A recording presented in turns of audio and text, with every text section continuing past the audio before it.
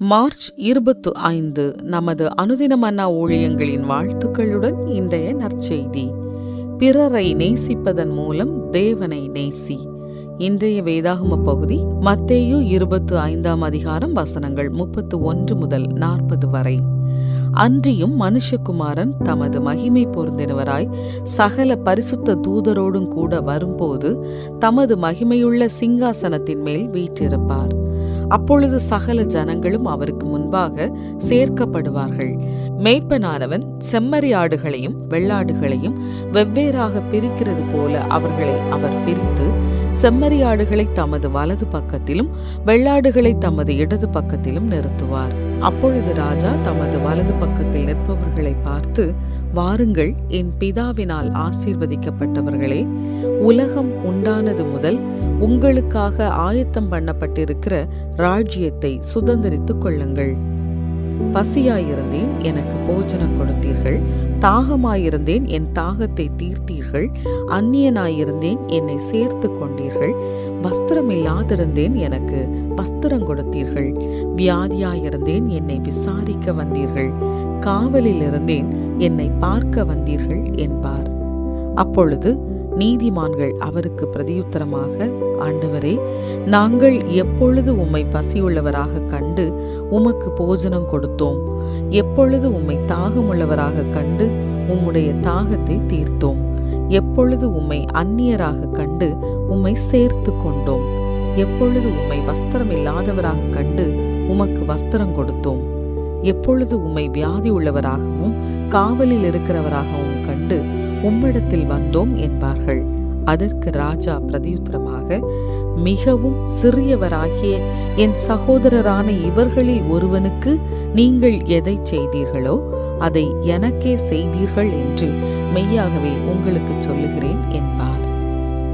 குறிப்பு வசனம்: மிகவும் சிறியவராகிய என் சகோதரரான இவர்களில் ஒருவனுக்கு நீங்கள் எதை செய்தீர்களோ அதை எனக்கே செய்தீர்கள் என்று மெய்யாகவே உங்களுக்கு சொல்லுகிறேன்.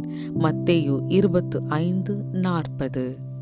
ஆல்பா குடும்பம் வெறும் 13 மாத இடைவெளியில் ஒரே சாயலான 2 இரட்டை குழந்தைகளை பெற்றெடுக்கும் அரிய வாய்ப்பை பெற்றது.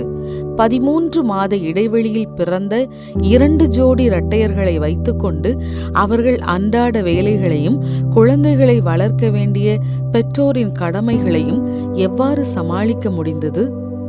அவர்கள் அருகே இருந்த நண்பர்கள் மற்றும் அக்கம்பக்கத்தினர் உதவினர். 2 தாத்தா பாட்டிகளும் பகலில் ஆளுக்கொரு இரட்டை குழந்தைகளை பார்த்து கொண்டனர். அதனால் பெற்றோர்கள் அலுவலக வேலையையும் அதே சமயத்தில் வீட்டு வேலைகளையும் செய்ய முடிந்தது. ஒரு நிறுவனம் 1 வருடத்திற்கான டயப்பர்களை வழங்குவதாக உறுதியளித்தது. தம்பதியரின் சக பணியாளர்கள் தங்கள் தனிப்பட்ட விடுப்பு நாட்களில் உதவினர். எங்கள் சுற்றத்தார் இல்லாமல் நாங்கள் அதை செய்திருக்க முடியாது என்று அவர்கள் கூறினார்கள். உண்மையில் ஒரு நேரடி நேர்காணலின் போது சக தொகுப்பாளர் தனது மைக்கை கழற்றி போட்டுவிட்டு தவழ்ந்து செல்லும் ஒரு குழந்தைக்கு பின்னால் அதை தூக்குவதற்கு ஓடினார். அதன் மூலமாக ஒரு பொது சேவையில் தானும் பங்கெடுத்து கொண்டார். மத்தேயு 25:31 முதல் 46 வரை உள்ள வசனங்களில் நாம் பிறருக்கு சேவை செய்கையில் தேவனை சேவிக்கிறோம் என்பதை குறிக்க இயேசு ஒரு உவமையை சொல்லுகிறார். பசித்தோருக்கு உணவு, தவித்தோருக்கு தண்ணீர், வீடற்றவர்களுக்கு உறைவிடம், நிர்வாணிகளுக்கு உடைகள், நோயுற்றோருக்கு குணமளித்தல் உள்ளிட்ட சேவை செயல்களை பட்டியலிட்ட பிறகு இயேசு, மிகவும் சிறியவராகிய என் சகோதரரான இவர்களில் ஒருவனுக்கு நீங்கள் எதை செய்தீர்களோ அதை எனக்கே செய்தீர்கள் என்று முடிக்கிறார்.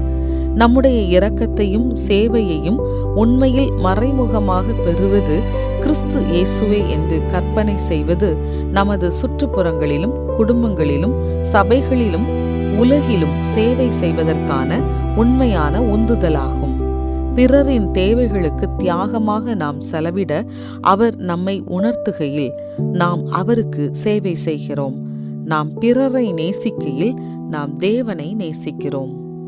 இன்று உங்கள் சுற்றுப்புறத்தில் இயேசுவுக்கு எவ்வாறு சேவை செய்யலாம்? நீங்கள் கடந்து செல்லும்போது சந்திக்கும் பிறரை நேசிப்பதன் மூலம் நீங்கள் எப்படி தேவனை நேசிப்பீர்கள்? அன்பு தேவனே, என்னை சுற்றியுள்ள பிறரின் தேவைகளுக்கு என் கண்களை திறந்தருளும். அதனால் நான் அவர்களுக்கு உதவிடவும் உம்மை மேலும் நேசிக்கவும் என்னால் கூடும்.